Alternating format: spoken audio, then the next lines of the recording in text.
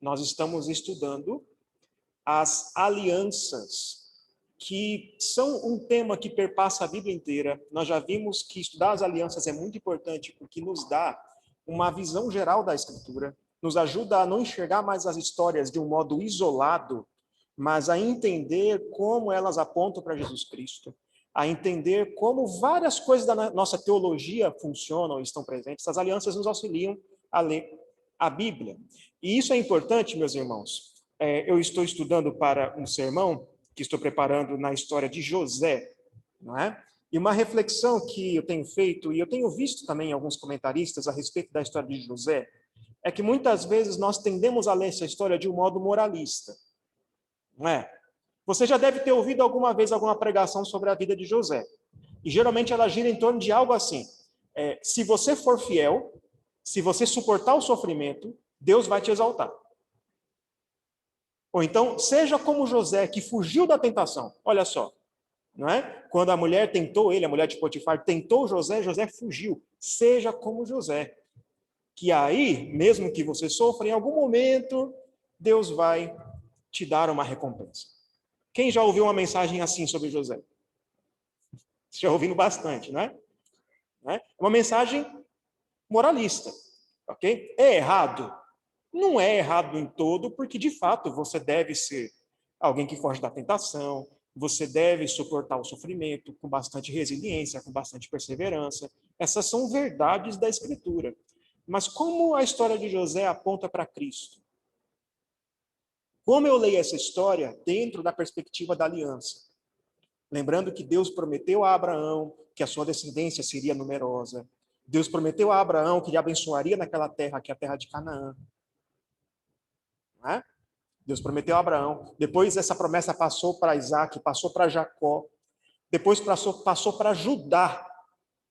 Porque o próprio Jacó disse depois lá que é Judá, né? É de Judá que virá o rei. Da família de Judá. Então nem é da família de José. Como é que a história de José se encaixa nisso? Ok? A gente vai ver isso no sermão, tá? É só um spoiler. Mas é só para vocês terem uma ideia de como que não estudar a Bíblia com a perspectiva da aliança nos leva muitas vezes a uma leitura legalista. A gente se esquece de enxergar que Deus prometeu abençoar o povo de Deus por meio de uma promessa, do envio de um descendente da mulher, um descendente de Eva, um descendente de Abraão. E esse descendente é Jesus. E por meio dele nós somos abençoados. Essa é a história da Bíblia. E ler qualquer passagem bíblica sem levar em conta essa verdade principal nos leva a leituras moralistas. Por isso é importante entender as alianças. Tendo visto isso, vamos para uma breve revisão. Na semana passada, nós estudamos com o seminarista Túlio a respeito da aliança da criação, ou pacto de obras, ok? O Túlio explicou muito bem que pacto de obras é um termo que vem mais da teologia sistemática, é um termo mais doutrinário, ok? Então, nós aprendemos pacto de obras porque está na Confissão de Fé de Westminster. Só que o termo pacto de obras, embora não seja equivocado, é um termo que não está na Escritura, ok? É uma expressão que não está na Escritura. Agora, falar de aliança da criação é um termo que parte mais da teologia bíblica, certo? Eu devo usar um termo ou outro, tanto faz, certo? São duas maneiras de se referir à mesma coisa. Na teologia tem muito isso. Muitas vezes a gente tem diferentes palavras, diferentes termos para tentar explicar alguma coisa, e às vezes a realidade ela é muito mais complexa do que os termos podem expressar. Então existe isso mesmo. Então nós estudamos a aliança da criação, e eu quero revisar com vocês. Que aliança que Deus fez com Adão? Como que era essa aliança? Que aliança é essa? Qual que é o nome da aliança? Das obras. Isso.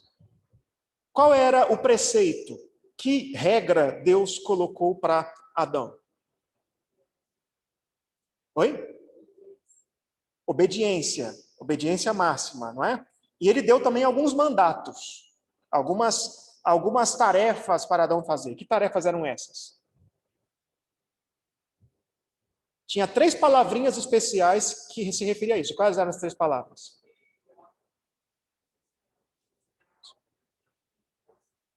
Exatamente. Então, você tinha os mandatos espiritual, social e cultural.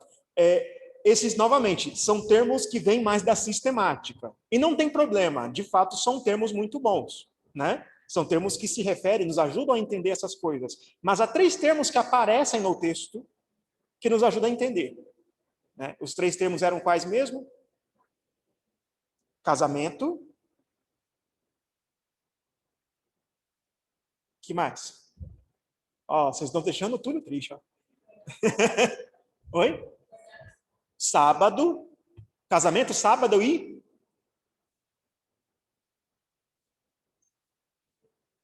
trabalho. Trabalho. Casamento, sábado e trabalho. Irmãos, no primeiro sermão deste ano, nós estudamos exatamente isso. Deus mandou você trabalhar, Deus mandou você constituir família, não é? Deus mandou você adorar. Isso aqui nós vemos lá em Gênesis 2, ok? Então, você tem o sábado, você tem um casamento e você tem um trabalho. Certo? Todos lembrados? Certo. Qual era a recompensa? Sim. O que Adão ia ganhar se ele obedecesse? Vida eterna. Né? Ele ia comer da árvore da vida. Isso está explícito no texto. Não em Gênesis 2, não ali, ok? Ali você não vê Deus prometendo, vou te dar a árvore da vida. Deus diz assim, se você... Deus diz, você pode comer de qualquer fruto, menos da árvore do conhecimento do bem e do mal. Isso inclui a árvore da vida. Isso é interessante. Mas ali não está explícito. Mas você vê em muitos outros versículos na Bíblia, em Levítico e nos ditos de Jesus. Se você obedecer os preceitos, obedecer a lei, você viverá. Quando alguém pergunta para Jesus, né? O que devo fazer para ganhar a vida eterna? Aí Jesus responde lá, né? Amar a Deus acima de todas as coisas e ao próximo como a ti mesmo. Faça isto e viverás. Isso mostra que o pacto de obras ainda vale para nós hoje, ainda está válido para o mundo. Se alguém que existe uma maneira de ser salvo sem ser por Jesus. É só você obedecer os mandamentos, todos eles, todos. Desde que você nascer até o momento que você morrer, obedeça a todos. Faça isso e viverá. Facinho, né? Tranquilo? Não tem jeito, né? É por isso que a gente precisa de Cristo, ok? Mas o pacto de obras continua válido. Você ganha a vida se obedecer. Qual era a punição? Morte eterna? Ele falou eterna ali? Ou não? É morte, né? Morte. Vamos ficar com morte, porque isso é importante, tá? Então, a punição era morte. Se você comer, se você desobedecer, certamente morrerá. É isso que Deus disse. Ok? Algo bem importante, só para frisar aqui, bem importante, tem alguns cristãos por aí que têm defendido a ideia do evolucionismo teísta. Já ouviram falar disso? Alguns cristãos que creem que é possível conciliar a teoria da evolução com o cristianismo. E o que eles dizem? Que Deus dirigiu o processo de evolução. Se você crê nisso, você tem um sério problema aqui. Qual é o problema? Não havia morte antes do pecado. Então, como é que não havia morte? Não só de seres humanos, mas também de animais. Não havia morte no mundo antes de Adão pecar. Então, quer dizer que não tem como você ter tido uma longa linha de evolução antes do pecado de Adão. Se você crê em evolucionismo, cai por terra. Pacto de obras, pacto da criação, queda, tudo isso aqui cai.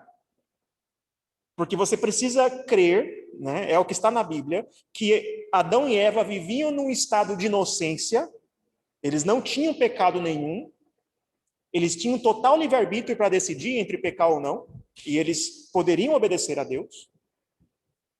E antes deles pecarem, não havia morte, porque a morte é uma consequência do pecado, é uma punição pelo pecado. Então não dá para conciliar a doutrina cristã da criação ok? E das alianças com a ideia de evolucionismo, tá bom? Então, é implicação lógica. Se você crê em evolucionismo, tudo isso aqui cai. Certo?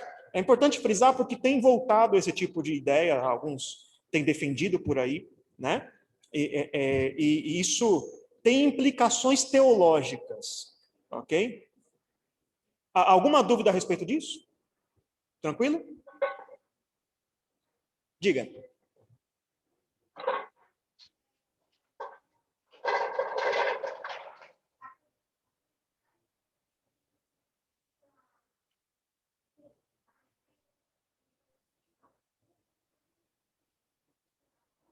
Sim, porque os evolucionistas teístas, o que eles vão defender é que Deus criou o processo de evolução do jeito que está na história contada pela evolução mesmo. Então, para haver evolução, tem de haver seleção natural. Para haver seleção natural, você tem que ter morte. O mais forte sobrevive, não é? Então, a evolução ela depende da morte existir.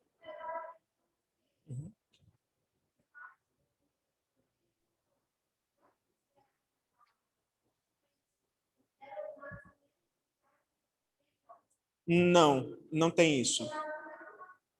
Os evolucionistas teístas hoje, e eu falo isso, onde é que você pode encontrar alguns? Você tem alguns autores do Antigo Testamento, comentaristas de Gênesis, como o Alton, né? A gente usa comentários do Alton de vez em quando. Você tem alguns, você tem o Alton, você tem aqui no Brasil o pessoal da ABC2, que é a Associação Brasileira de Cristãos na Ciência, ok? E alguns deles defendem o evolucionismo teísta. Eles vão alegorizar a história de Adão e Eva, ok? Dizendo que, na verdade, essa é a história de todos nós. Certo? Então, na verdade, todos nós tínhamos um certo estado de inocência, todos nós escolhemos o pecado, todos nós caímos em rebelião e todos nós precisamos voltar para Deus. Eles não vão entender de um modo literal o ponto em que não havia morte e a morte passou a existir por causa do pecado. Eles precisam alegorizar isso, porque eles entendem que não dá para conciliar com a doutrina da aliança. Exatamente. Diga. Alegorizar. Ok. Nós defendemos uma interpretação bíblica mais literal. Não literalista, mas literal. Nós reformados, certo? Como assim literal? A gente leva em conta o gênero literário do texto e a intenção do autor, mas nós levamos em conta o que o texto diz, certo? Isso é uma leitura mais gramático-histórica. Então, por exemplo, agora alegoria, eles já vão ler tudo como figura, tudo como imagem, de um modo tanto quanto exagerado. Eu leio Gênesis 2 e entendo que literalmente Deus criou Adão do barro. Literalmente, Deus soprou um sopro de vida em Adão. Isso. Oi? Então, mas aí tem um ponto. Apocalipse é um texto profético. Sim. Mas a gente tem que levar em conta a intenção do autor e o gênero literário. Então, por exemplo, Gênesis, o gênero literário de Gênesis é histórico, ok? Então ele é para ser lido como história, sim, como de fato aconteceu. Agora, o gênero literário de Apocalipse é profético. Sim, e sendo profético ele tem figuras. Sim. Sim, sim. Mas você tem figuras em Apocalipse. Isso de fato tem, né? Oi? Isso, tem muita metáfora. Mas ainda assim existem regras para interpretar metáfora. Um exemplo de alegoria, os pais da igreja usavam muita alegoria para ler passagens bíblicas, não é? Salmo 19, lembra do Salmo 19? Os céus proclamam a glória de Deus, e o firmamento anuncia as obras de suas mãos, um dia anuncia outro dia, e uma noite revela conhecimento da noite. Lembram? Aí depois ele começa a falar do sol, que como noivo sai do seu aposento. O que o salmista está querendo dizer ali? Olha, o sol é belo, o sol é bonito. Todo dia ele sai de um canto do céu e vai até o outro, igual um herói, igual um noivo. Olha que belo, foi Deus que fez. Isso mostra Deus. Isso é uma leitura do texto de acordo com o seu gênero literário. Agora, o que Agostinho interpretou ali? O sol é uma figura de Cristo. Aí ele vai olhar para o sol como uma figura de Cristo. Ah, como assim a figura de Cristo? Porque Cristo é o noivo que veio resgatar sua noiva. Isso está no texto? É necessária uma boa forçação de barra para isso caber no texto. Entendeu? Isso é alegoria. Isso é alegoria. É eu tentar olhar para o texto, forçar a barra do texto para ele dizer o que eu quero que ele diga. Entendeu? E a leitura evolucionista da Bíblia tende a esse tipo de coisa. Porque eles querem que se encaixe o que a Bíblia diz com com o consenso científico atual. E isso é bobagem. Isso é besteira. Porque o consenso científico muda. Então não encaixa a Bíblia com o consenso científico, que o consenso científico muda. Tem muitas teorias que vieram e eram consenso, todo mundo usava elas para interpretar tudo o resto, e caíram por terra depois de um tempo. O próprio Giordano Bruno, não é? Que ele começou a defender o ponto em que a Terra não era o centro do universo, de que havia outros planetas além do Sol, outras estrelas além do Sol e outros planetas girando em outras estrelas, não é? Ele foi contra o consenso científico da época.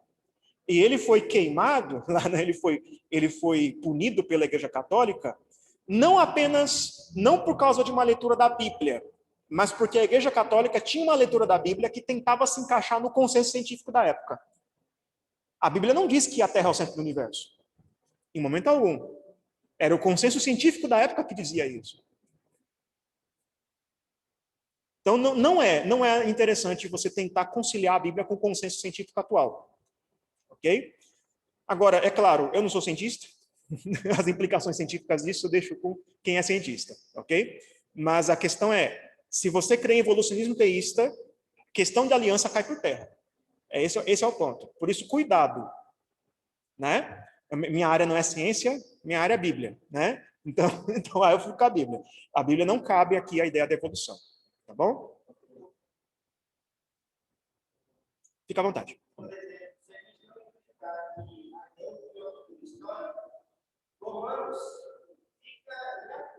Sim.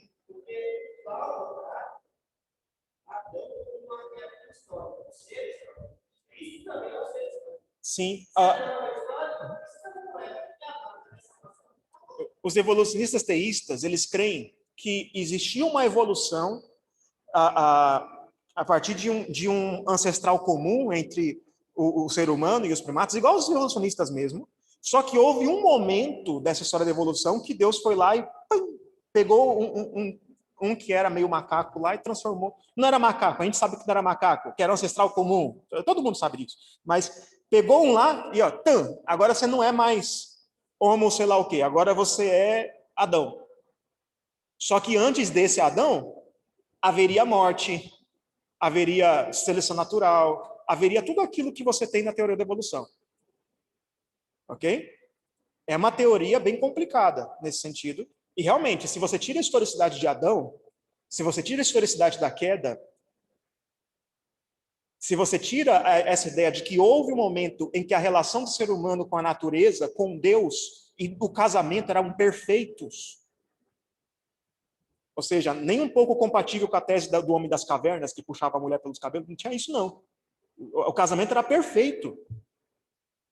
Se você tirar essa ideia, caiu por terra boa parte da Bíblia. Né? Então, realmente é complicado.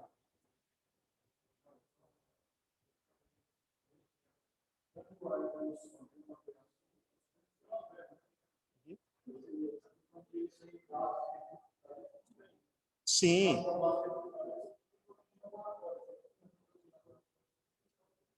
Isso. Veja.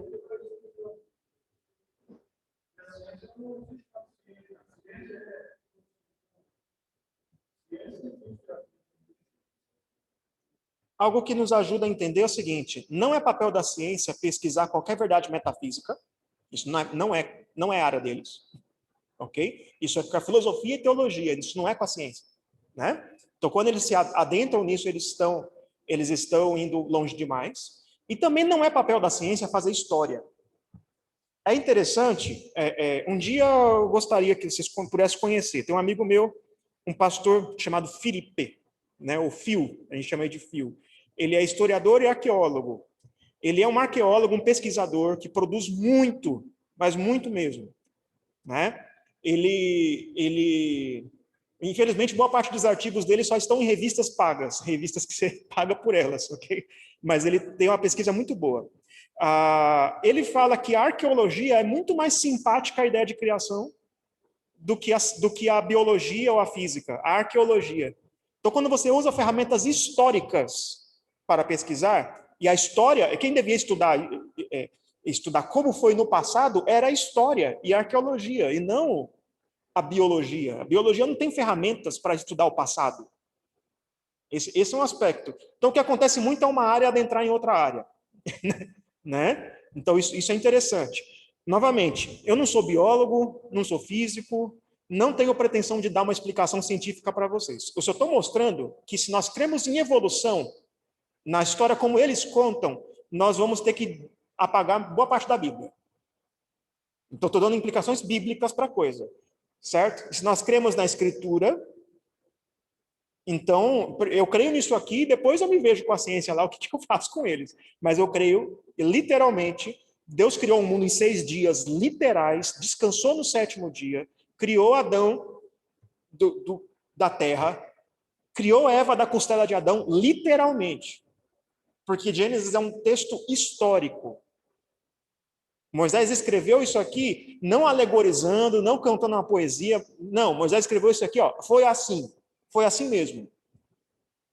Ok? Agora, não é pretensão minha dar uma explicação científica para isso, aí depois se você tiver dificuldades com isso, a gente pode conversar, posso te indicar material, né? Dar uma olhadinha no pessoal da Design Inteligente, eles têm um material muito interessante. Mas isso é para depois. Ok? Então, é isso. Eu só queria dar essa explicação porque nós temos esse tipo de ideia voltando hoje em dia. Ok? A pergunta é a seguinte: se a punição pelo pecado era a morte, por que Adão não morreu? Deus falou, certamente morrerás. Por que ele não morreu?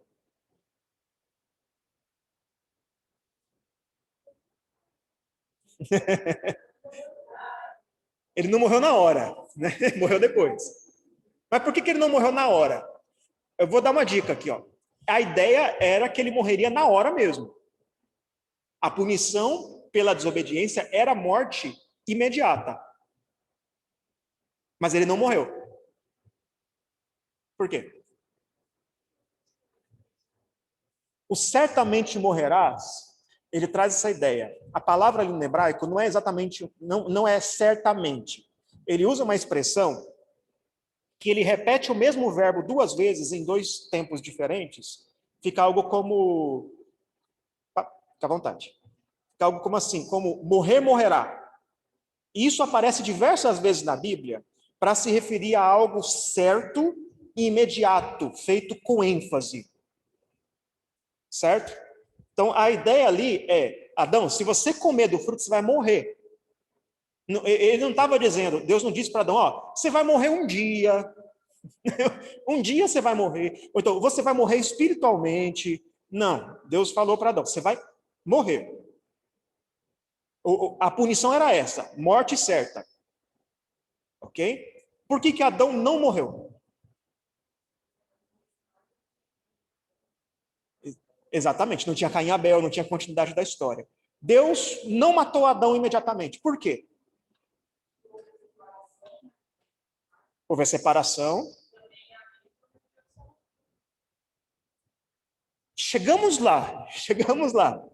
Então, Deus falou, vou matar você imediatamente. Vamos lá, qual que é a punição do pecado? Qual que é o salário do pecado?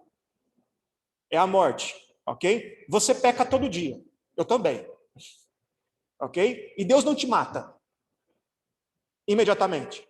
Por quê? Misericórdia. É isso que você disse? Exatamente. Exatamente. Só o fato de Deus não ter matado Adão imediatamente já é uma demonstração de sua graça. Ok?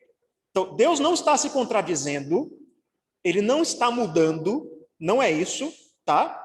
Mas o que Deus declarou é: se você comer do fruto, a punição é a morte. Adão comeu do fruto e não morreu. Porque Deus decidiu não matá-lo, mas decidiu elaborar um plano.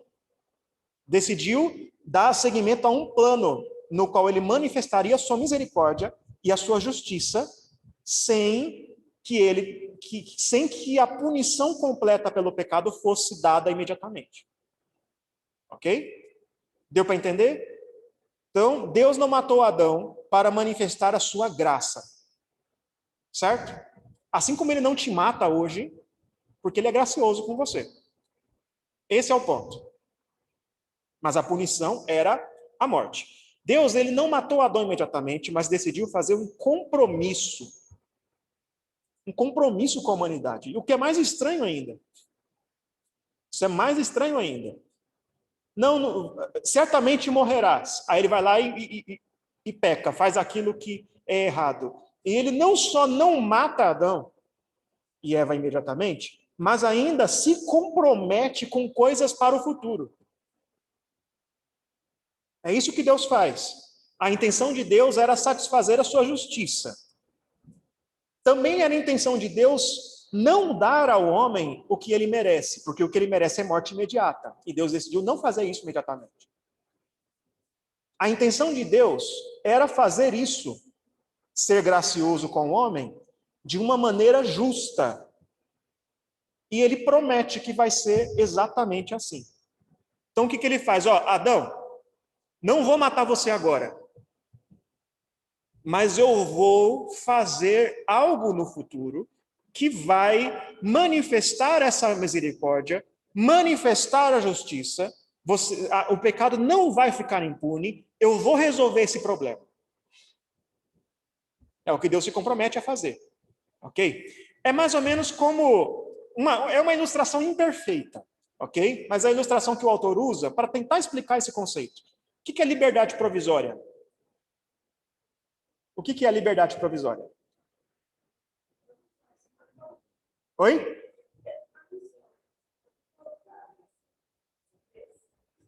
O que é, por exemplo, você tem alguém que cometeu algum crime ou está sofrendo algum processo, ele pode ser preso, mas enquanto o processo está correndo, ele está em liberdade.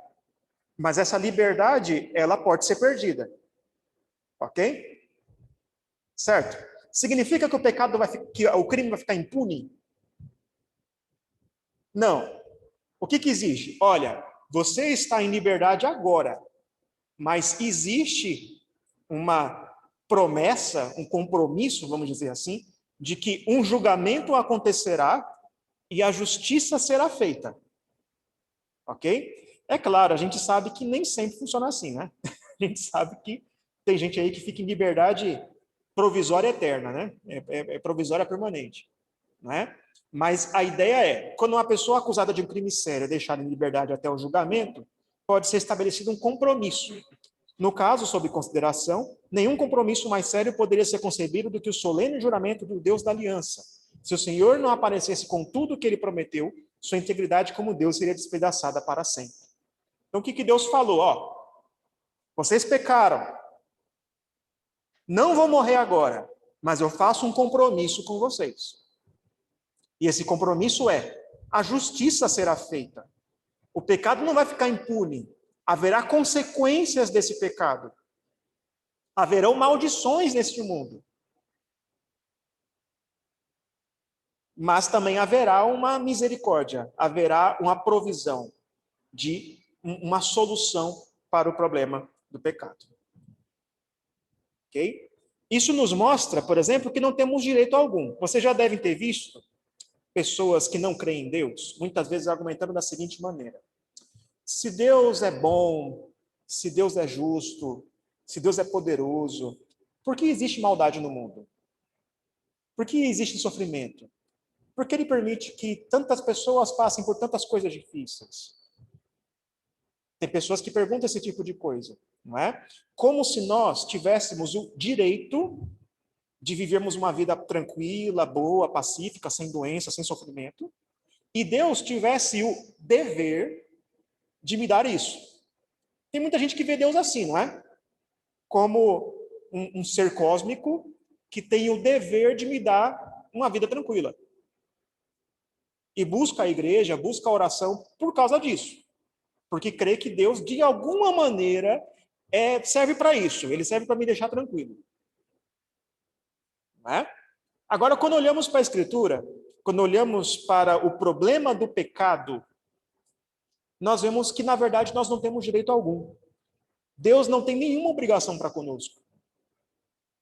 Ele não é obrigado a te dar uma vida tranquila e feliz. Ele não é obrigado a isso. Não há nenhum direito da nossa parte. Nós não temos o direito de pegar Deus, colocar ele no banco dos réus e falar assim para Deus: Deus, você devia me dar isso. Você não devia deixar a pessoa sofrer. E nós não temos o direito de fazer isso, porque nós perdemos todos os direitos. Se Deus nos mantém a vida, se Deus não te mata hoje, é graça. Não há direitos. Só o fato dele não te matar agora é graça. Desde a rebelião, perdemos todos os direitos. Mesmo assim, mesmo sem termos direito algum perante Deus, ele não sendo obrigado a nada, ele se compromete com a humanidade. Ele se compromete com a gente. Mas é um compromisso dele, não é um direito nosso. Certo? Tá claro até aqui? Tranquilo? Ok. Que compromisso é esse que Deus fez? Vamos abrir a Bíblia em Gênesis capítulo 3, versículos 14 a 19.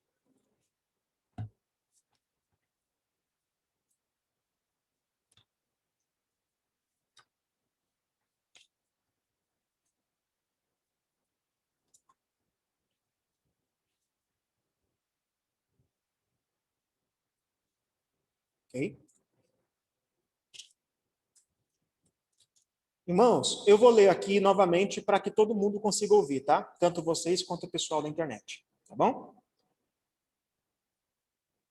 O texto diz: Então o Senhor Deus disse à serpente: Visto que isso fizeste, maldita és entre todos os animais domésticos, e o és entre todos os animais selváticos.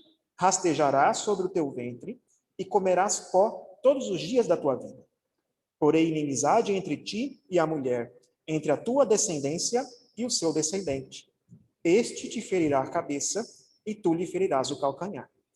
E a mulher disse: Multiplicarei sobremodo os sofrimentos da tua gravidez. Em meio de dores dará luz a filhos, e o teu desejo será para o teu marido, e ele te governará. E a Adão disse: Visto que atendeste à voz de tua mulher, e comeste da árvore que eu te ordenara não comesses, maldita é a terra por tua causa. Em fadigas obterá dela o sustento durante os dias de tua vida. Ela produzirá também cardos e abrolhos, e tu comerás a erva do campo. No suor do rosto comerás o teu pão, até que tornes a terra, pois dela foste formado. Porque tu és pó, e ao pó tornarás. E deu o homem o nome de Eva à sua mulher, por ser a mãe de todos os seres humanos. Então aqui, esse texto é um texto onde Deus faz um compromisso com a humanidade. Esse texto aqui é muitas vezes visto, chamado de o texto das maldições, em que Deus ele promete certas maldições à humanidade. Mas o que eu quero que vocês notem nesse texto é que não tem só maldições. Tá? Deus não faz só promessas ruins à humanidade. Ele também faz promessas boas. Principalmente se você comparar que a alternativa era a morte imediata. Ok? O que na verdade aconteceria por punição do pecado seria morte imediata. Qualquer coisa diferente de morte imediata já é melhor. Ok? Então alguém pode dizer, mas a mulher vai ter dores ao ter filhos. Vai, mas vai ter filhos. A alternativa era a morte imediata. Ok? Então é isso. É um compromisso que Deus faz com a humanidade. Que compromisso é esse? Primeiro, porém inimizade entre ti e a mulher. Aqueles que são liberais, que têm uma leitura mais liberal do texto, vão dizer que isso aqui é um mito para explicar por que seres humanos não gostam de cobras. Por que existe uma inimizade? Por que os seres humanos não gostam de serpente? E aí eles vão tentar explicar, não, esse mito aqui foi criado para explicar por que seres humanos e serpentes não se dão muito bem. Mas não é isso, tá? O que Deus está prometendo? Olha o que aconteceu. Quando Eva deu ouvidos à serpente, em vez de dar ouvidos a Deus, e quando ela instruiu Adão a comer do fruto, ao invés de Adão instruí-la como homem e chefe da família que era, houve uma inversão de autoridade. Uma inversão de autoridade. Não dou ouvidos a Deus, dou ouvido à serpente. Não é o homem que instrui a mulher, é a mulher que instrui o homem segue. Ok? Uma inversão de autoridade. O que Deus está dizendo é, vou desfazer essa inversão de autoridade. Vou criar uma inimizade entre aqueles que são filhos dessa linhagem que eu vou proteger, que é a linhagem de Adão e Eva, ok? A linhagem de Adão, os filhos da mulher. Vou colocar uma inimizade entre a mulher e a serpente. Mulher, você não vai mais dar ouvidos à serpente. Você agora vai ser inimigo dela. Você não vai mais dar ouvidos a Satanás. Eu vou estabelecer uma inimizade entre você e Satanás. De modo que Satanás não vai mais enganar vocês. É isso que Deus promete.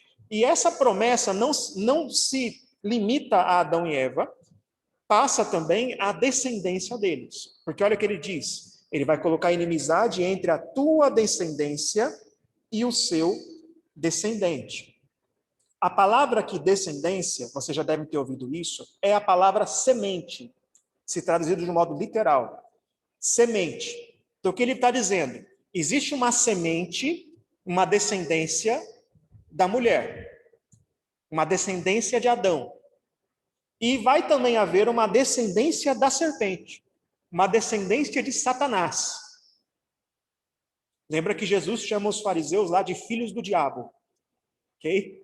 Então o termo aparece mais para frente. Então, os filhos de Satanás. Então há uma descendência santa e há uma descendência ímpia. Agostinho vai chamar de cidade de Deus e cidade dos homens.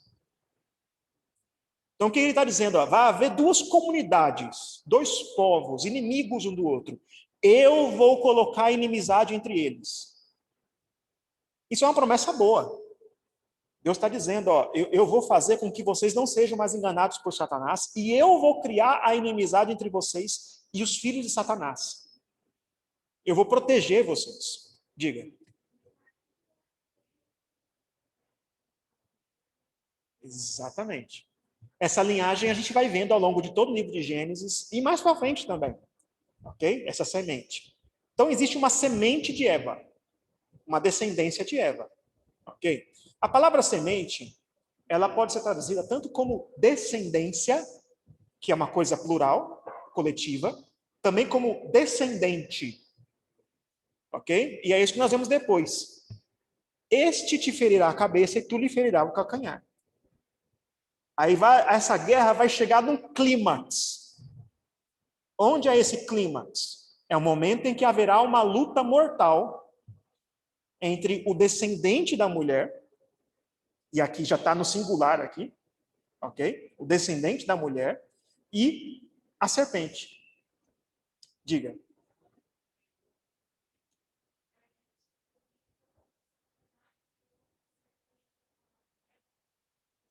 Essa é uma ótima pergunta. Há várias teorias, tá? De que Satanás apareceu em forma de serpente, de que Satanás possuiu uma serpente, e tem várias teorias ali. Sendo bem sincero, eu não sei. Tá? A questão é que a identificação da serpente com Satanás é algo claro na Escritura. Certo? A serpente, a Eva foi enganada por Satanás. Isso vai ser dito na Bíblia. E até em Apocalipse, Satanás ele é representado como um dragão. E o dragão é uma serpente. Né? O dragão é serpente. Né? Então, sim, antes não. Mas a maneira como Satanás apareceu ali é um mistério mesmo. Existem algumas explicações e tem gente que vai tentar defender uma ou outra. Eu não vou por esse caminho, não.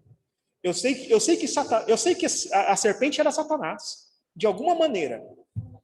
Ok? Assim, gente, a Bíblia, ela não é exaustiva. Como assim? Ela não busca explicar tudo nos seus mínimos detalhes. Ela explica o suficiente. E aquilo que ela não explica, tem gente que vai tentar chegar a algumas explicações. Tem gente que vai tentar, por lógica, explicar aquilo que a Bíblia não explica. Não creio que essa seja a melhor abordagem. Ok? Eu creio, sinceramente, que a abordagem melhor é aquilo que a Bíblia não explica é mistério. Ok? Né? Então, a serpente é Satanás. Como? De verdade. Né? Eu acho que tudo bem não saber. Acho que está tudo bem não saber isso. Né? Tem gente que vai dizer, vai ter casamento ou não vai no Novo Céu e Nova Terra? Né? Vai ter, a gente vai trabalhar, a gente vai andar em nave espacial e viajar para outros planetas? Eu não sei. De verdade, né? Tem gente que vai especular e vai chegar a algumas conclusões a respeito disso. Eu prefiro não. Acho que o mistério faz parte também, né? Certo? Né? Agora, qualquer coisa também, pergunta para o seminarista, que ele está lá dentro do seminário lá, eles devem discutir isso o tempo todo, né? Né? Que nem infralapsarianismo e supralapsarianismo. Né? Quando o seminarista começa a discutir isso, eu lembro, tinha essas discussões, tem essas discussões lá até hoje? Tem. Ai, que bom.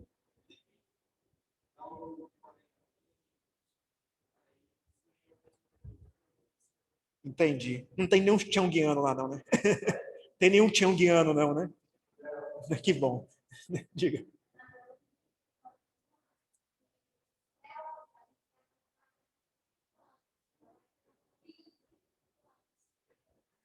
Essa é uma pergunta que fazem muito, né? No céu, a gente vai, se a gente envelheceu, a gente vai permanecer idoso? Se a gente morreu criança, vai ser criança para sempre? Bebê, vai ser bebê para sempre? É,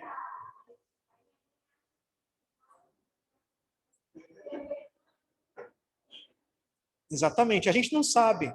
E tudo bem não saber. Tudo bem não saber, ok?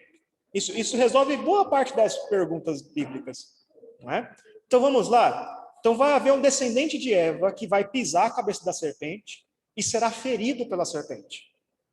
Então essa luta entre as duas descendências vai chegar num clímax, ok? Vai aparecer ali um herói. Sabemos bem quem é esse herói, não é? Quarta promessa aqui, quarto compromisso. A mulher dará à luz, mas apenas no contexto de grande dor e sofrimento. Irmãos, isso não é só maldição. Não leiam esse versículo só como maldição. Porque ter filhos, multiplicar, ser frutífero, é bênção de Deus. Quando Deus fala, sede fecundos e multiplicai-vos, não é? É uma bênção. E o que ele está dizendo aqui é surpreendente. Vocês pecaram, vocês se rebelaram, vocês merecem a morte, mas ainda assim a mulher dará luz a filhos. Então é bênção. Só que uma bênção com uma consequência do pecado acoplada ali, junta. Ela dará luz a filhos, mas em dores. Diga.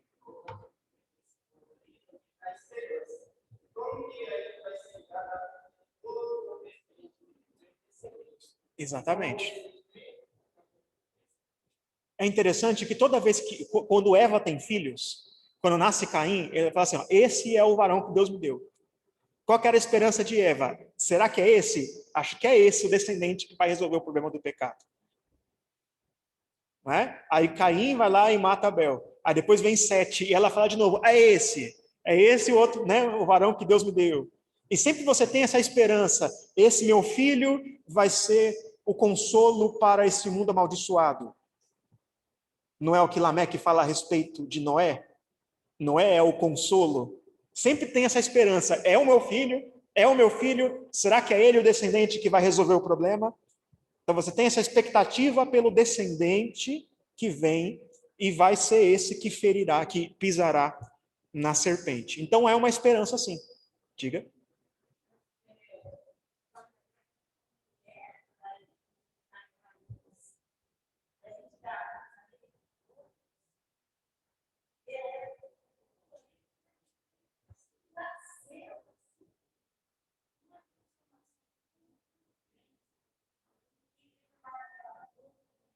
Uhum.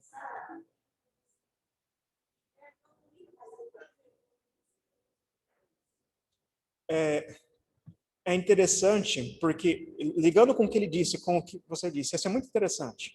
Se a solução para o problema do pecado virá por meio de um descendente, e para nascer um descendente a dor, isso já não é um certo sinal de que a solução para o problema do pecado virá com dores? Exige um sacrifício. Olha só que interessante, não é? Quando ele fala aqui de que em dores, também não se refere apenas à dor do parto. A dor do parto está ali também, mas não é só a dor do parto, mas é a dor de ter filhos. Ter filhos muitas vezes é dolorido. Não só no momento do parto, mas quando os filhos são desobedientes, quando se perdem seus caminhos, quando não se convertem a Cristo. Pensa na dor de uma mãe que um filho virou assassino e o outro foi morto pelo seu irmão. Pensa na dor. Não é? É dolorido. Ter filhos, então, ter filhos traz dores. É isso que ele está dizendo também. Tudo está incluso aqui nesse versículo, ok? Mas não veja só como maldição. Há uma bênção aqui também. Dará a luz a filhos em dores. Ok? Haverá sacrifício, haverá sofrimento, mas a bênção de Deus sobre a humanidade vai permanecer. Certo? É um compromisso de Deus. Aí fala para o homem também, você comerá o alimento que sustenta a vida, ou seja, haverá vida. Olha só, a sua vida será sustentada, será preservada. A terra vai dar fruto. Ela não vai parar de dar frutos, ela vai dar frutos. E é Deus que continua dando frutos à terra. Só que como resultado de um trabalho penoso. O trabalho que é uma expressão dessa imago Dei, da imagem de Deus, do homem tendo ali o seu governo sobre a natureza, dominando a criação, e exercendo ali o seu papel de corregente da criação, como representante de Deus. Agora o trabalho também é amaldiçoado. Ele passa a ser penoso, passa a ser difícil. Oi? É. Como esse trabalho de subir 60 cadeiras para as salas lá de cima. Okay? É um trabalho penoso, certo? Mas a gente vê isso todo dia, né? Todo dia é difícil acordar, não é? É difícil acordar, é difícil pegar a condução para ir para o trabalho, né? Depois pegar a condução de volta. É difícil, o trabalho é penoso.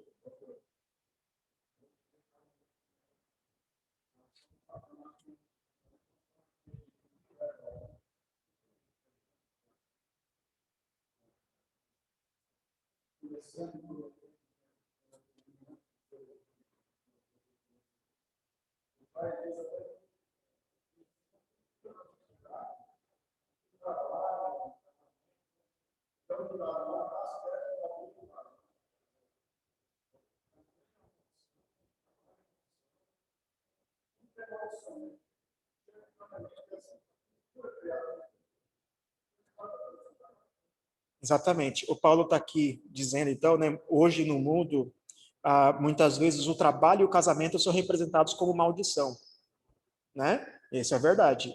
o sábado também, o descanso também, né? Então, e não são maldição.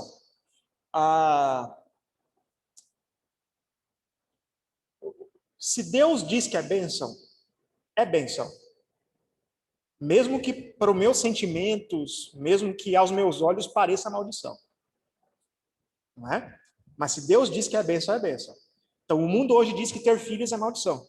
Que ter filho atrapalha a carreira, filho atrapalha os estudos, né? Filhos custam caro, não é? Então, o mundo diz que ter filho é maldição. Bom é ter cachorro, né? Bom é ter pet, né? Ter filhos é maldição, né?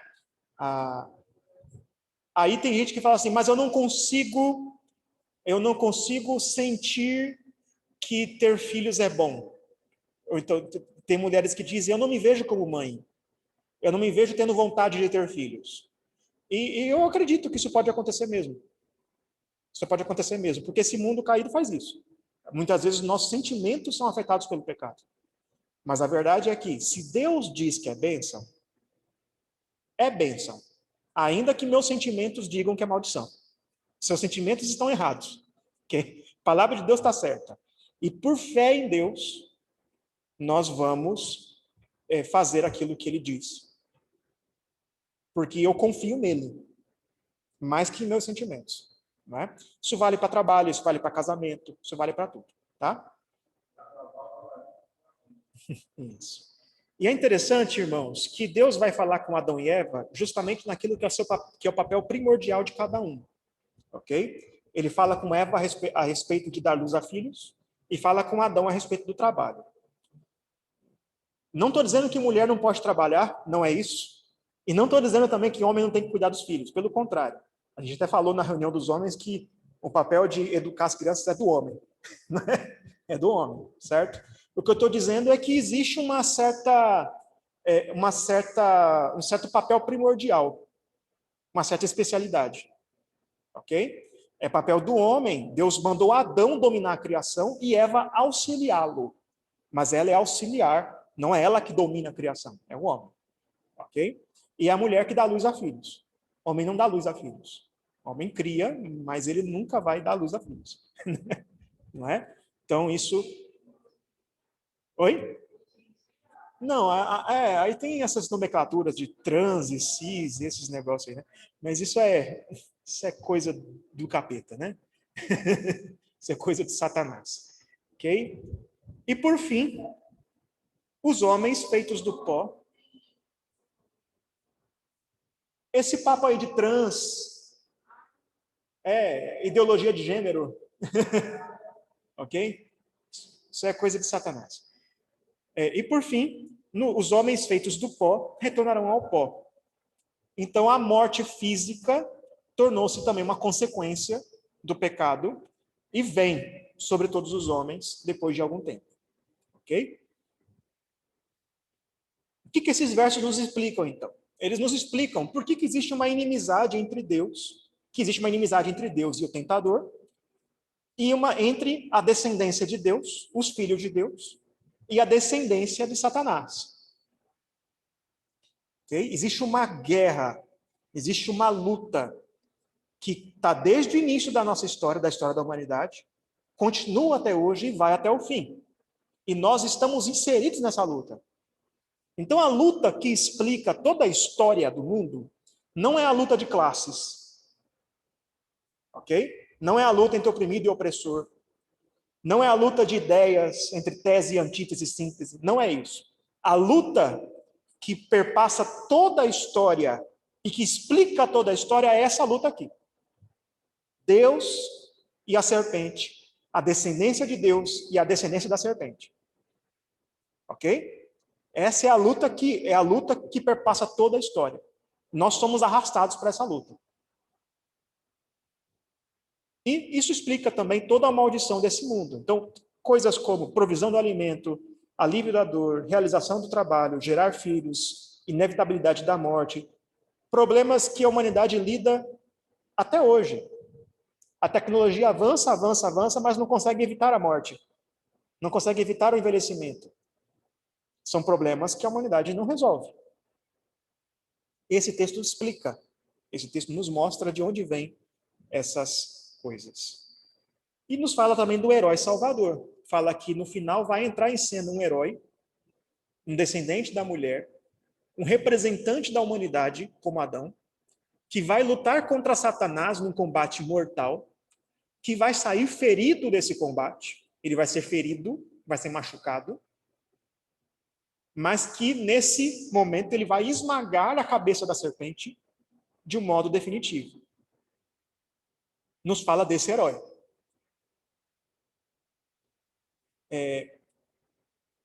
Algumas pinturas católicas representam Eva e às vezes Maria como ela pisando na cabeça da serpente. Talvez vocês já tenham visto alguma vez alguma pintura católica, ou se não, veja na internet, vocês vão ver esse tipo de coisa. Maria pisando na cabeça da serpente. Porque para eles é ela, né? É o descendente, né? Mas sabemos que é Cristo. Esse herói é Jesus Cristo. Então esses versículos já prevêem, já antevêm a morte, a vida e a morte de Jesus Cristo. Como diz Colossenses 2,15, ele, despojando os principados e as potestades, publicamente os expôs ao desprezo, triunfando deles na cruz.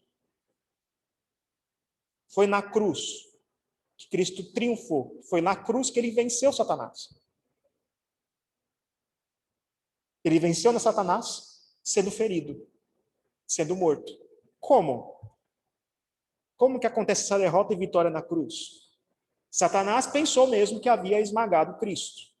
Pensou que ali o poder de Cristo havia sido quebrado. Mas justamente aquilo que Satanás fez para derrotar Cristo foi o que o derrotou. Foi o que o venceu. Porque ali a semente da mulher, o descendente da mulher, sofreu as consequências do pecado. Ou seja, aquela morte imediata, certa, a ira de Deus, que deveria recair sobre toda a humanidade, recair sobre os eleitos de Deus, recaiu sobre Cristo. Então, por que Deus não matou imediatamente? Porque ele iria solucionar o problema depois, e solucionou, em Cristo. O segundo Adão. O segundo Adão sofreu o que o primeiro Adão deveria sofrer. Esse é o ponto. E essa moedura do Cristo, do descendente, substituiria a ofensa ao pecador. Essa é a maneira justa de Deus resolver o problema do pecado. E nós temos essas duas sementes de Deus ao longo da história. A Dalila já adiantou um pouquinho, né? Você tem na história de Caim e Abel. O que você tem na história de Caim e Abel? 2 filhos de Adão e Eva, não é? Só que um deles, Deus aceitou o seu sacrifício. Abel foi lá e prestou um sacrifício a Deus. Ele ofereceu animais, fez uma oferta de animais, que era um sacrifício.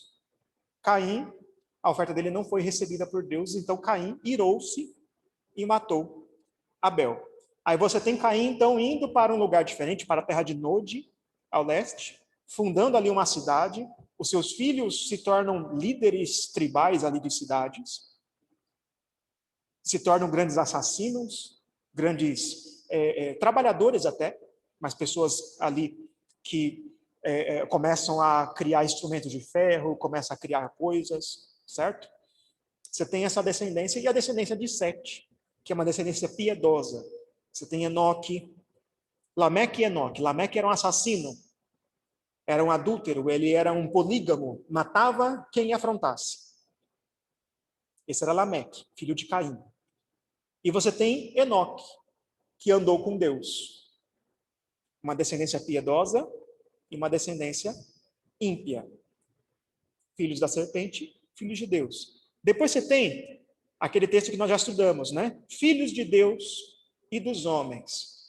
Existem várias interpretações possíveis sobre quem são os filhos de Deus e dos homens. A interpretação que eu defendo, irmãos, é a de que filhos de Deus, na verdade, são filhos de Caim. São líderes tribais. Filhos de Deus é uma expressão usada na época para se referir a pessoas poderosas. Ok? Filhos de Elohim, não necessariamente filhos piedosos. Essa não é a interpretação mais usual do texto, certo? Se vocês procurarem na internet, vocês vão ver outras interpretações, ok? Essa interpretação que eu sigo é defendida por alguns autores, Meredith Kline, Bruce Waltke, né? Alguns vão defender essa linha, ok? E os filhos de Deus, então, seriam esses filhos de Caim, que eles fundaram cidades, se tornaram poderosos e tomaram as filhas de Sete. Tomaram a linhagem santa e aí deturparam a maldade por toda a terra. Ok? Então você tem novamente essa briga entre as duas linhagens. Filhos da serpente e filhos ali da linhagem santa, filhos de Adão. Ok? Você tem Noé e toda a humanidade. Então, Noé, por um lado, era justo e achou graça aos olhos de Deus, e o restante da humanidade, toda maldade se impregnou no meio deles. Você tem Sem, Cam e Jafé. Se você acha que resolveu o problema assim que Deus limpou a humanidade e deixou só Noé e sua família, não deu certo isso, não é? O Cam, ele desonra o seu pai, não é? Ele descobre a nudez de seu pai, e ali é um termo meio misterioso, é um pouco confuso o que exatamente Cam fez, né? É algo que há várias interpretações, mas eu creio que à luz de Levítico 18 fala: não descobrirás a nudez de seu tio, não dormirás com a sua esposa. Então existe uma interpretação que eu creio bem possível à luz de Levítico, de que o que Cam fez foi dormir com sua mãe. Tenso, né? Complicado. Ok? E ele mostrou para seus irmãos porque ele queria mostrar para eles que agora ele era o chefe. Porque ele dormiu com a esposa do chefe. Ok? Creio que essa é a possibilidade mais clara do texto. Então você tem Cam ali, novamente, a linhagem da serpente aparecendo. Novamente. A linhagem da serpente. Davi e Golias. Lembra dessa história? Golias chega, filisteu, né? Chega e diz: quero ver quem vai me afrontar, quero ver quem é que pode me vencer. E ele afronta o Deus de Israel. E Davi, que é o ungido de Deus, e o termo ungido é Messias, né? Ele é aquele escolhido por Deus, o homem segundo o coração de Deus, ele vai lutar contra Golias, sendo ali um tipo do Cristo que luta contra a serpente, para defender a honra de Deus, pela glória de Deus. E ele vai lá e luta e vence a Golias, ok? Nessa história de Davi e Golias, nós somos quem? Nós somos Davi? Tem muita gente que, quando lê essa história de Davi e Golias, interpreta a gente como sendo Davi, não é? Vença os gigantes da sua vida. Já ouviu esse tipo de sermão? Né? Mas você é Davi? Você é aquele que luta contra a serpente e ganha? Nós somos como aqueles irmãos de Davi. Nós somos como o restante dos soldados. Nós somos como Saul. Somos aqueles incapazes de fazer qualquer coisa. E Davi é o nosso Cristo. Não, Cristo é o nosso Davi. Cristo é aquele que vai e luta em nosso lugar e vence. Ok? Então você tem essa luta entre as duas linhagens, entre as duas sementes ao longo da história. Ok? Da história bíblica. Isso continua, e continua, e continua até os dias de hoje. O que isso tem a ver com você? Você é, por nascimento, semente de Satanás. Você nasceu do lado errado da história. Abre lá, Efésios 2:2.